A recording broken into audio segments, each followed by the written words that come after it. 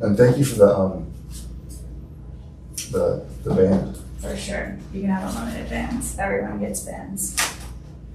All right, cool. So, first of all, I really want to thank you. I mean, for coming out and spending the time with me. And then the education was just like mind blowing. It really was. I mean, I'm so impressed. And I mean, as you know, I've trained the football team. I've been involved in athletics. So to hear it from like this standpoint was so educational and so like, it was awesome. Thank you. So yeah, what did you, but I have to ask you this question. So reflecting on St. Thomas, who is your most impactful person here? And tell me what kind of impact they had on your life. So the soccer coach, Carlos, is a legend. I mean, yeah, go ahead. Because you spent way more time with them. I work with them, but you were like, talk about Carlos. So you never really got a good job. Yeah. It was your job to do good, but if you got a good job, you wrote it on the calendar. And I remember one of the first games I started that was super serious. I wasn't doing very well in the beginning. And I thought like I was just gonna get subbed out. I was like the youngest player starting. We played to win. And at halftime, he's like yelling at all of us. He's like, "You look like a ghost out there. What are you even doing?" And then I'm like, "Okay, perfect. I'm gonna sit the bench next." And he's like, "All right, go out there and do better." So I went out there and I had the game of my life. And like every time he just would instill confidence in you. There were just like things you had to do, right? Like every day, the first thing we did was run a mile. And it was timeout. And like I wanted to do good for my team. Right. And he just made it so like you wanted to succeed. And like I was willing to figure out like any way to win. Like, and it's. So he's ranked, I don't know if you know this, he's ranked in the nation, not just in as far as coaching in his sport, but ranked one of the best high school coaches in any sport. I think he's number 6. Yeah, he won state championships in tennis, I think, and in a few sports. Like crazy success. But I'm getting conflicting, even from you. I'm not really, certainly, I coach JV basketball, I coach football in the weight room, so it's not that Carlos and guys like Coach Smith and all the Lisa Zielinski, the legends here, right? But I'm getting this conflicting persona. Maybe that's a good thing because there was this intense demand, right? But also, was there a pat on the back or wasn't there a pat on the back? Yeah, like there was, like in some ways, but it wasn't the way that like talk about that for a second, because I want to really understand that dynamic of it. Because some people, I think, break under that pressure. But you're not describing that. You're describing that he would give positive feedback. But I don't necessarily hear that from someone like Carlos. It's more when I talk to his players, it's more like, man, that's Carlos. I gotta step it up. Yeah, I think that he gave like positive feedback in other ways. Like more like if he said good, like he would say it when he needed to say it. And I think there's a book written by like, maybe it was like Nick Saban, where he said they talked about that when they lost, he didn't dig them down more. It was when they won that he gave them like these critical tips. Okay. And like, these are the spots that you can get better in. Yeah. And like kind of this is what's going to happen. These are the people that you're going to play with. And I took it in, I knew one girl was going to start and like that was going to be her position. So I trained with her every day during off season so that she could be the best at that position because I knew she was going to probably be playing there. Right. So it was kind of like, there was just like a very big like teamwork. I mean, he kept everyone on the team. Like So there were like always, whenever so me and Caitlin Ty and Maggie Falter were captains. Right. And me and Katie were probably not like the nicest soccer players. We were both on the top team in the nation. Right. What do you mean with the nicest? Your competition created this fierceness and this drive to win that maybe. Yeah, like we were playing to win. And when we practiced, we wanted to practice with the other best players sometimes. And we had 30 people on the team. So I'm being careful with my words here. Were you ruthless? Was it at that point in your career, were you ruthless? I think I was nice to everyone, but like, do better. Like if you wanted to get better, basically what I learned is like, if you want to get better, then practice, right? Gotcha. It's insanity that people go for even like to kickball. It's insanity that they go out and they kick 2 times a week and they get mad that they're like not kicking well. I'm like, you're only kicking 2 times a week. How do you expect to get better? Right. So it would be like all the like off season or all like the like, you know, you had to keep up and stuff. And like, so if someone wasn't keeping up, I'd be like, all right, like let's figure out how to get you to keep up. And that's being a great teammate. Yeah. But how did that, now, I mean, I understand, I think, I can be able to communicate, and I'm sure you can too. How did that, what you just described, translate into your life? Oh, that like, it's when things get tough that you must not quit, and that you can't go very far alone. You need all the people on your team. So like, even your last player, like we all had to finish the mile under 7 minutes. So like, I didn't need to be at the front of the line. I needed to make sure the last girl was not gonna like be after that gap. So like, if me or whoever, captain wise, Maggie was the nicest out of us. Like if we had to like drop back and be like, let's go, then we'd take you with us. So like, I think that kind of was a big thing. It's interesting to think about, because it's like, how did we win almost every year? Like, how did we win almost every game? But it was just like all these little things that combined.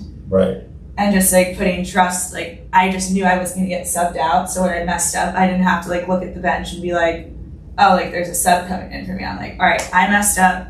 I need to do better. This is what I need to do better in. I feel like I think our stories are similar in terms of what I got out of St. Thomas, because mine was basketball based, And it's a similar lesson of, if you practice a jump shot, if you're dedicated to it, you're going to get better, and you can carry that in your life. Where I feel like I missed the boat, and maybe you did, is that I got so laser focused into basketball that maybe when I was here at St. Thomas, this is a long time ago in the 80s, that I didn't take advantage of everything that St. Thomas had to offer. So in my position now, I see campus ministry, I'm just like blown away, or robotics. Were you able to take advantage of the other aspects of St. Thomas? Oh my gosh, every aspect of St. Thomas is amazing. And I really loved how like people were willing to like work with you. Like everything, I think communication was a big thing also. Like not only with the sports aspect, but with your teachers, and just like being able to talk to them and like, this is where I'm at, or, you know, I'm not doing this the best, or I had to miss this class, like because of this or that. Like for a while in college, my dad got attacked in high school, my dad got attacked by dogs and was in the ICU for like 27 days. Wow. And like all my teachers kind of knew, and they just like, you know, they like worked with me. Like some days I wouldn't be in class, but when I got back, they'd be like, okay, like I it's not like they like baby fed me. It's like I went and talked to them, and they provided me the resources to succeed. Now, if I wouldn't have talked to them, I wouldn't have probably succeeded. So I think it was a very much like a community where like you have access to everything you need, and it totally translated to college, because in college I had an 89.6 in a class, and the teacher's like, I do not round up. But what I learned here is if you don't ask and you don't talk to them, they're not gonna round up. But I went there and he's like, oh yeah, like he's like, you're cool, I've talked to you. He's like, you've come to my office hours before. That's enough for me to give you the 0.04% you need. So St. Thomas taught me a lot of that like it's all about like communicating and like being present and showing up places. Like half of life is showing up, right? So if you show up to the office hours, you show up and ask questions, you show up to your Saturday detention. I'm just kidding. Did you have one?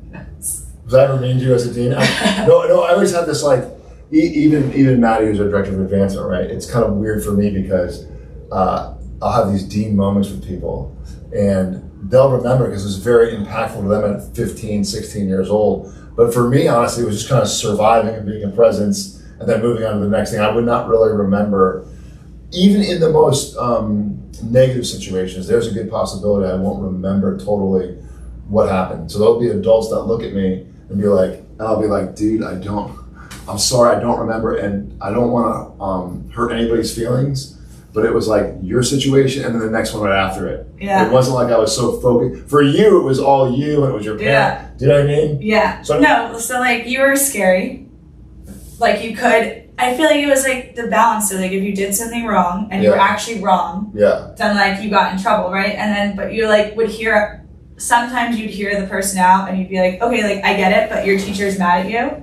And so like, it doesn't really matter what you did. You pissed off your teacher. So figure out how to not piss off your teacher. Like that, the point is that sounds like me. And so that's what I learned a lot from you. You actually were very impactful because sides to you, but it's like, all right, let me get on his good side.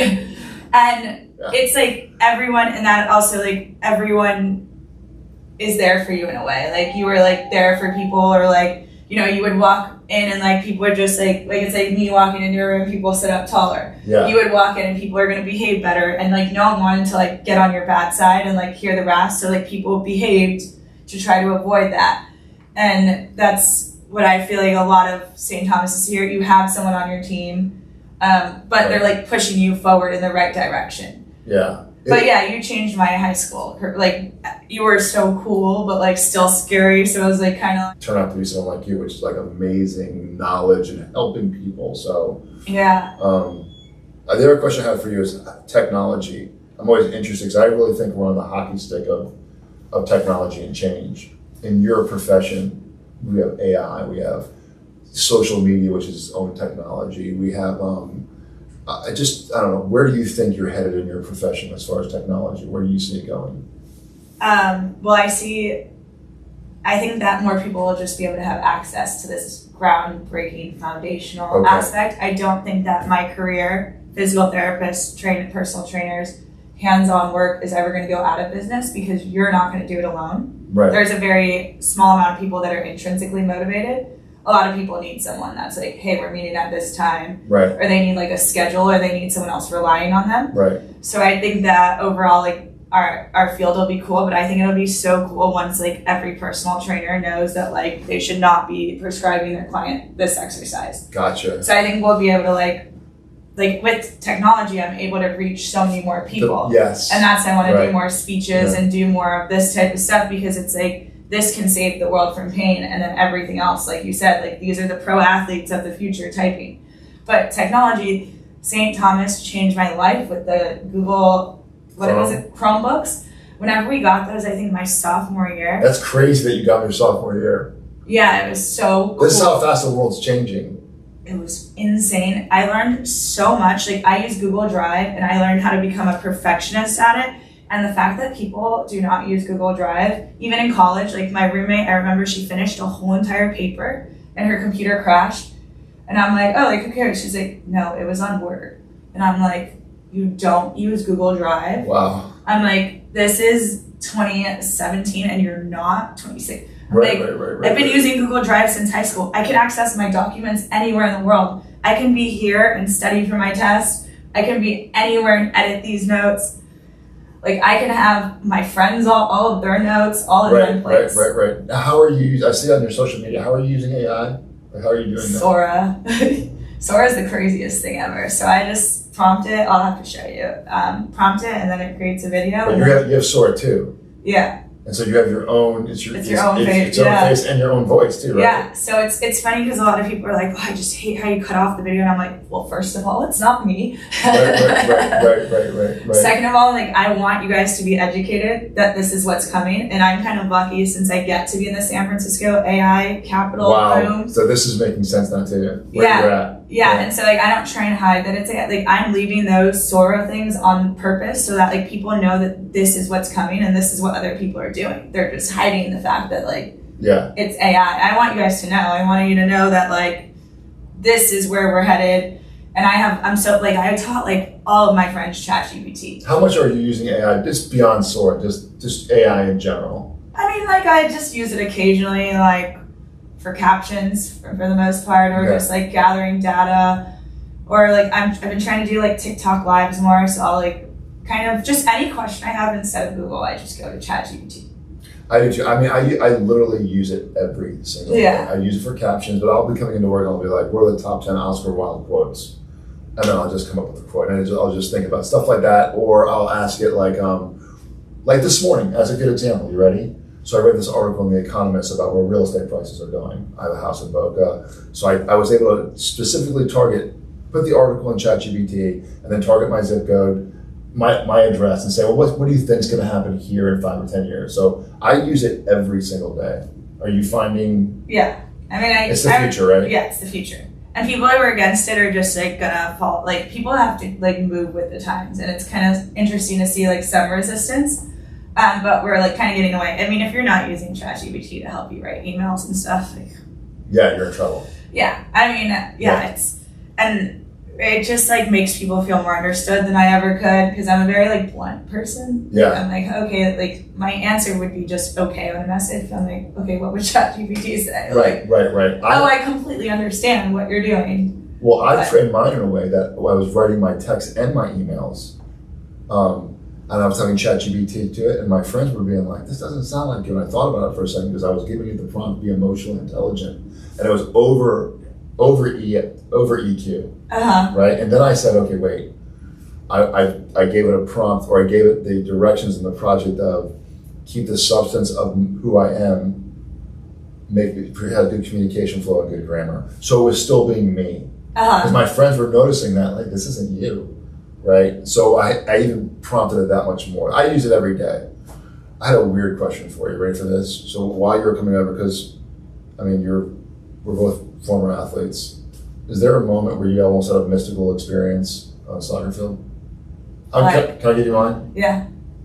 So I'm a junior in high school, and I'm getting back on defense. I'm toward the basket here. And for whatever reason, I just felt that the ball was going to cross here, and I just went, and I stuck the ball out in front of me. And I had never dunked a high school basketball before in my entire life, and it was so weird that it's the most flow state I've ever been in, because it was like the Force from Star Wars. Like I knew where the ball was, and I went and I pushed it out in front of me. I had never done before, and I dunked a basketball for the first time, and I don't even hardly remember it because I was animated. I was alive. Do you have that same experience in soccer or kickball? Yeah. I would say whenever, I think sophomore year, when we were at the state finals, we were losing 2-1. Okay. And Carlos actually stepped in, Maggie and Casey, so 2 people from my grade, and I'm like, oh, this is sweet. But I was like, I'm doing everything it takes to win.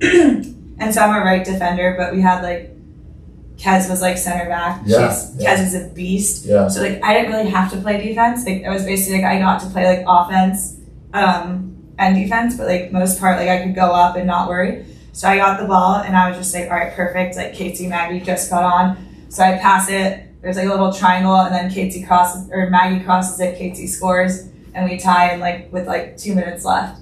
Okay. And then, but in that moment, I'm just all right, I need to be everywhere on this field. I am not losing, and it just took over, and I was just the ball is mine, and it will be my ball, and that's I will get it wherever it needs to go. Yeah, that's amazing. You just enter that state of yes, I can do something about this. I don't know how you enter that state more frequently, but it's a cool state. Obviously, it's that state I'm describing is a 5-second state. There's probably one or two other states like that in sports where I've had that kind of deal. But it's a cool state. That's why I don't know why I was thinking about you when I was driving over. What am I going to ask Ariana? What am I going to ask her about? So yeah. Thank you so much for all of this. Yeah, this for is sure. really amazing, and I definitely want you to meet Dr. Loma. Perfect. She would love to meet you, and then let's stay in touch. What did you feel was the top things you learned today? I learned that you're Sherlock Holmes of the physical therapy world. I learned about the butterfly effect, these little small things that you can do when you sleep. In terms of the pillow and your body positioning for your spine and your IT band. I learned about, with the computer, how you want to be elevated where your head is. And I also learned that whatever you're doing to your body consistently, your body is going to become that mold. Right? Yeah. And that mold is what's going to drive. The mold is going to drive the pain, and it's not the cure for the mold, it's the mold itself that's going to make you pain-free. Yeah. That's the one kind of takeaway. The sleep also. The sleep, I wouldn't miss anything. I feel like I'm taking a test. The sleep really resonates with me too. You could get your whatever X amount of hours of sleep. If it's not good sleep, it doesn't matter. Yeah. And then the fatigue on top of that will cause you, fatigue makes cowards of us all. Yeah. So for fatigue, we're going to go up and we're going to eat that extra piece of cake or whatever it is and fall into those bad deals. So yeah, I thought that was really cool. We gotta fight winning battles. Did I miss anything? No, that was perfect. We gotta fight winning battles. So I want to exercise. One of my favorite exercises is to take this. Okay. So we're always gripping things. Right. So we're always strengthening our flexors. So we want to get blood flow to the extensors. But you know how anytime that you I don't think that you can just take away things in life. You can't just tell someone sit up tall and stuff. Or you can't tell them don't lean, but we can replace the habit with something. So I give all my clients a hair tie, and they just have it on their wrist. And every time when you're driving and you feel leaning, or you feel doing something else, or you're just nervous in a situation, you can just play with the hair tie rather than, because like a lot of people are addicted to just grabbing these vapes and smoking them. Okay. And it's more of like, I don't think so much the vape, it's more of like a nervous tick type of thing. So if you can just replace those type of things with something like this, then it's a game changer, and you're getting blood flow to all of your extensors. How are you using yours? Just however you want.